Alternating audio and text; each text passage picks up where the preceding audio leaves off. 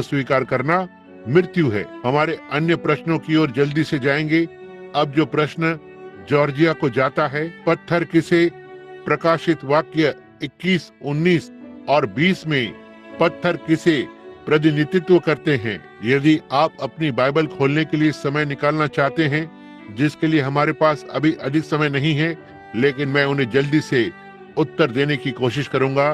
प्रकाशित वाक्य 20, मैं सोचता हूं कि यह 21, 19 और 20 है। जी हाँ, तो ठीक है। वहां आप देखेंगे कि वो उन पत्थरों की बात कर रहा था जो भवन में थे, और वे पत्थर बुनियाद थे। यदि आप ध्यान देंगे, मैं सोचता हूँ कि आपने इसे लिया है भाई नेविल, और हर एक पत्थर एक बुनियाद था, ना ही एक पत्थर बुनियाद और दूसरे, लेकिन हर एक पत्थर एक बुनियाद था। हाँ, एक पत्थर एक नित्य बुनियाद था, और वहां पर 12 पत्थर थे। और यदि आप उन 12 पत्थरों की ओर ध्यान देंगे, हर एक को ले, सबसे पहले यशब और मानिक के साथ आरंभ होता है, और इसी तरह से आगे हर एक पत्थर का प्रतिनिधित्व करता है। बाइबल में आप वहां पाएंगे कि इसे विशेष पत्थर कहा जाता था। उनमें से कुछ में थोड़ा अंतर था। आपने इसके बारे में कभी भी नहीं सुना।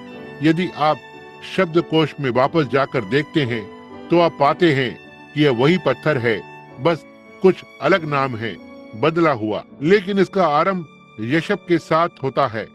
यशब बियामिन का पत्थर था। मेरा मतलब वो पत्थर, पहला पुत्र रुबेन था। पहला पत्थर रुबेन था जो यशब था। अंतिम पत्थर बियामिन था जो सबसे ऊपर अंतिम पत्थर था। अब ये 12 पत्थर जिनकी बुनियाद डाली गई थी, वे 12 पत्थर हारून की छाती के पटुके पर लटके हुए थे, और इन्होंने प्रतिनिधित्व किया। वो इन गोत्रों का महायाजक था। उनका हर एक जन्म का पत्थर यहाँ इस पटुके में था, और जब लोगों ने इस पटुके को देखा तो उन्होंने पहचान लिया कि हारून उस पूरे गोत्र का महायाजक था। जब उन्होंने इस पटुके में जन्म के पत्थर को देखा। अब जब आज सुबह हमने भाई नेविल का संदेश सुना, और बहुत सी बार उन्होंने उरीम तुमीम को लाया, आप देखते हैं बाइबल में इसका उल्लेख किया गया। जिस तरह से वे जानते थे कि उनका संदेश सच था या नहीं। वे पत्थर, जब वे ये बताने जाते कि उस मनुष्य ने क्या कहा, भविष्यवक्ता भविष्यवाणी को करता, और वे सारे पत्थर एक साथ चमकने लगते। ये प्रकाश का एक समूह बनाते, जिससे यह नीलम को और यशब और मानिक और उन सारे पत्थरों को लेते जो उनके प्रकाश को चमकाते हैं। वे एक बहुत बड़े सुंदर मेघधनुष के रंग को बनाते, जो सारी चीज को एक साथ मिश्रित कर देते। अब आज जबकि उस उरीम तुमीम को उस याजक गण से उठा लिया गया था, अब यह बाइबल आज परमेश्वर का उरीम तुमीम है। और जब एक प्रचारक प्रचार करता है, यह अवश्य ही यहाँ केवल एक छोटा सा स्थान नहीं होना है, और यही है अपनी आशाओं को उस पर रखता है। यह अवश्य ही संपूर्ण बाइबल होना चाहिए, जो उस संदेश को दर्शाता हो जो मनुष्य प्रचार कर रहा है। यही वो बात है, ना ही बस एक स्थान से और कहें तो ठीक है, बाइबल ऐसा कहती है।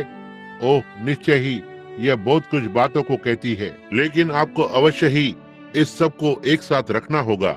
और जब परमेश्वर की आत्मा आती है और उस वचन में जाती है, ये सभी को एक साथ स्थान पर रखता है और एक महान बड़े प्रकाश को चमकाती है, और वो प्रकाश यीशु मसीह है। आमीन। अब ये 12 पत्थर थे जो 12 बुनियाद थे, जो रूबेन से आरंभ हुए थे, और गाद और आगे बियामिन तक 12 गोत्र, 12 पत्थर। और वे पत्थर जो मंदिर में हैं, नए स्वर्गीय यरूशलेम में हर एक बुनियाद कुलपतियों में से एक पर रखे जाएंगे। अब देखो, आप पत्थरों पर ध्यान देना। अब आप उन कुलपतियों को देखेंगे जो ठीक किसी और ही चीज के अंदर चमके हैं। अब एक अन्य प्रश्न में चौथे की व्याख्या करें, प्रकाशित वाक्य 5 के 4 पशु की।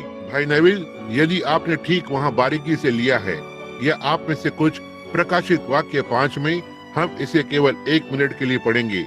यह एक यहाँ की एक सुंदर तस्वीर है। यहाँ मेरे पास यह मेरे खुद के लिए है। प्रकाशित वाक्य 5वां अध्याय। और जो सिंहासन पर बैठा था, मैंने उसके दाहिने हाथ में देखा एक पुस्तक देखी जो भीतर और बाहर लिखी हुई थी, और वह 7 मुहर लगाकर बंद की गई थी। और अब यह वो जगह नहीं है, मैं थोड़ा और आगे जाना चाहता हूँ।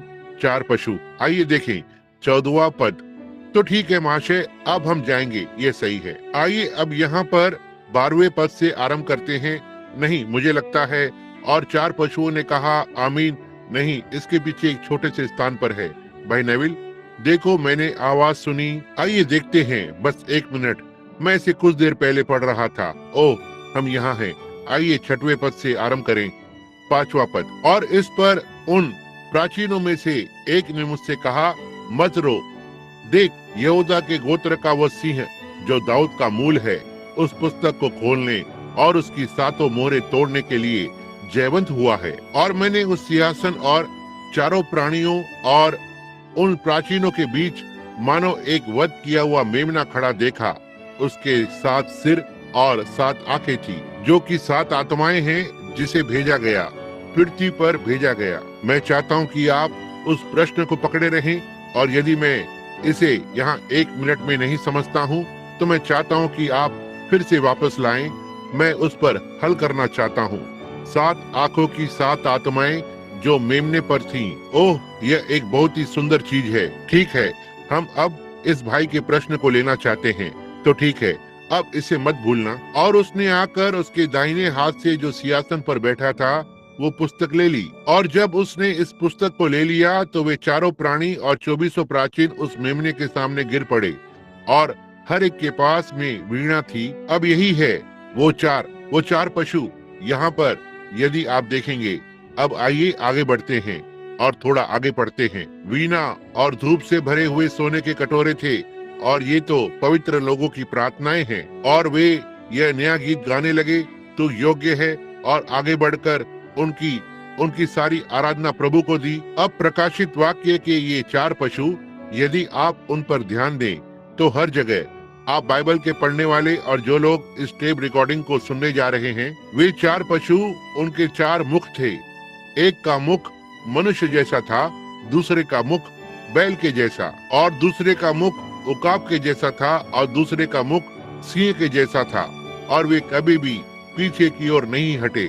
वे पीछे की ओर नहीं हट सकते। कितने लोगों को प्रकाशित वाक्य की पुरानी किताब याद है, जब उन्होंने इसे वर्षों पहले सिखाया था।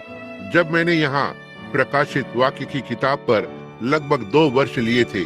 बहुत से पुराने समय के लोगों को याद होगा। देखो, वे पीछे नहीं जा सकते थे, क्योंकि वे जहाँ कहीं से जाते थे, वे आगे की ओर जाते थे। यदि वे इस तरफ से जाते, तो मनुष्य की नाई जाते थे। यदि वे इस ओर जाते, तो सिंह की नाई जाते। इस ओर गए, वे उकाब की नाई जा रहे थे। यदि वे इस ओर जाते, तो वे बैल की नाई जाते थे। देखिए, वे पीछे की ओर नहीं जा सकते थे। वे हर समय आगे बढ़ रहे थे। अब ये 4 पशु, अब इसे जल्दी से ले लेंगे, क्योंकि मैं इस पर बहुत अधिक समय तक बने नहीं रहना चाहता।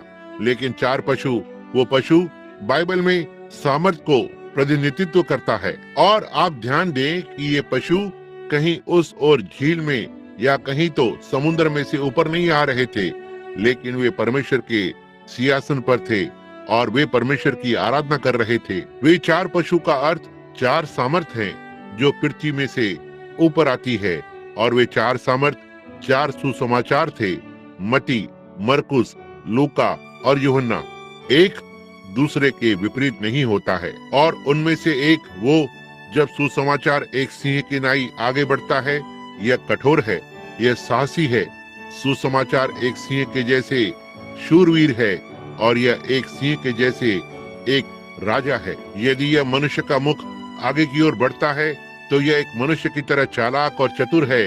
यदि यह उकाब जाता है, तो ये तेज पंख और ऊंची ऊंचाइयां होती हैं। यह समझे मेरा क्या मतलब है? यदि वो बैल की तरह जाता है, तो यह घोड़े का काम होता है जो खींच सकता है। वो बैल का काम जो खींचता है उस सुसमाचार के बोझ को। 4 पशु 4 सामर्थ थी, जो थे मती, मरकुस, लूका और यूहन्ना। 4 सुसमाचार जिसने परमेश्वर की उपस्थिति में जोर की आवाज को किया, जो था, यदि आपने ध्यान दिया, उनकी सामने और पीछे आंखें थी। वे जहां भी गए, इसने प्रतिबिंबित किया। उन्होंने हर जगह देखा, वे जा रहे थे। और यह सुसमाचारों की सामर्थ्य है।